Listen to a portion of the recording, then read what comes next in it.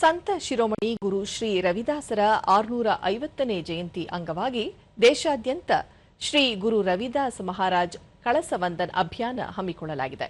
ಈ ಅಭಿಯಾನದ ಅಂಗವಾಗಿ ಆಗಮಿಸಿರುವ ಕಳಸವನ್ನು ಬೆಂಗಳೂರಿನ ಕಾಡುಮಲ್ಲೇಶ್ವರ ದೇವಾಲಯದ ಬಳಿ ಬಿಜೆಪಿ ರಾಜ್ಯಾಧ್ಯಕ್ಷ ಬಿವೈ ವಿಜಯೇಂದ್ರ ಸ್ವೀಕರಿಸಿದರು.